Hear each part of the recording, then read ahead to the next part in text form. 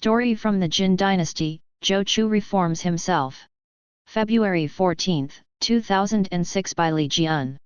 Minghui.org. Zhou's self-reform is a famous story from the Chinese Jin Dynasty. Zhou did not receive proper childhood discipline from his father.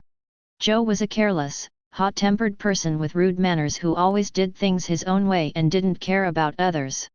His infamous behavior made him a hazard in his home village. People hated and feared him. They avoided him like a plague. No one wanted to have anything to do with him. As he grew up, Zhou realized that his fellow countrymen hated him. He wanted to change that. Once he saw people were not happy, he asked, "Our times are peaceful, the environment is pleasant, the harvests are abundant, everything is smooth, why are you so unhappy?" The people replied, "We have 3 hazards in this area. How can we be happy?" "Which 3?" he asked. "A white-faced tiger in the South Mountains harms many lives, that is one. A violent dragon in the river also causes people and cattle much trouble, that's the other. The 3rd hazard, I am afraid, is you." This was very hard for Zhou to hear.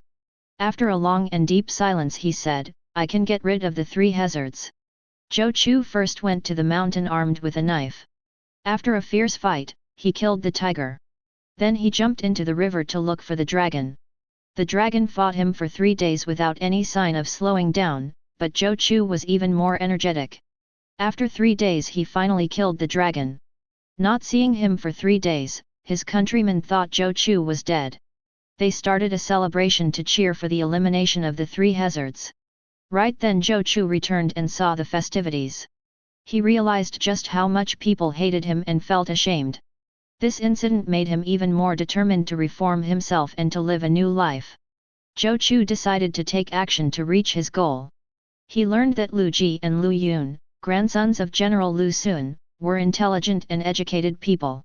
He traveled to their home and met with Lu Yun. After he told Lu Yun his own story, he asked, "I really want to change, but I am not young anymore. Do I still have time?" Lu Yun encouraged him saying, "Ancient people said that if you realized a mistake in the morning, you can correct it in the evening. You have a long future. You should worry about not having a clear goal, why worry about your reputation?" Zhou took great confidence from Lu's advice. He learned the principle, if there is will, there is a way. He began to study hard and pay attention to his own conduct. Within 1 year his reputation had completely turned around. Many county and city level officials recommended that he become an official.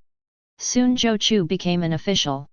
For the next 30 years he held many positions and was a diligent and accomplished official. As governor of Xinping, he managed good relationships with the ethnic minority population there. When he was governor of Guangdong, he cleared up many historic matters left over from his predecessors. When he was Yushi Zhongcheng, a high-ranking disciplinary officer, he would hold on to principles and remained ethical.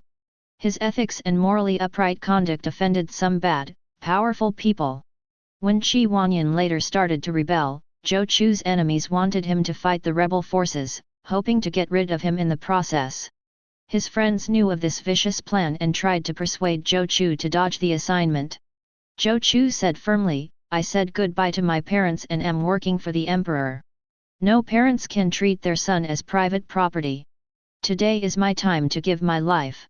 Later Zhou died in battle and fulfilled his commitment to defend the nation with his life. Zhou had the courage to change himself and dedicated his life to the country. He went from being a bad young man to a loyal, uncorruptible official and general. His story has inspired people throughout history. The message of the story goes something like this: if someone made a mistake, if he truly wants to change and follow good advice, he will have a bright future.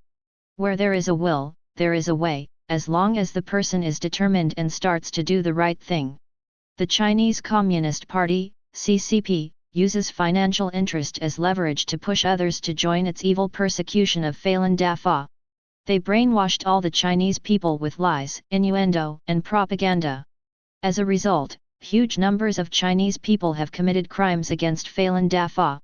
This has put their future in jeopardy. Dafa, however, is compassionate and offers people many opportunities to awaken. Dafa practitioners unselfishly show people a way out of their dilemma through their tireless, thorough truth clarification efforts. More and more people have realized their own crime and discontinued their involvement in the persecution.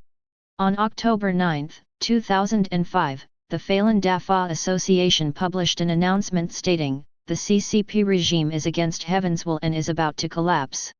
It is now having difficulty sustaining the persecution. Heaven's final judgment of these evil criminals is imminent."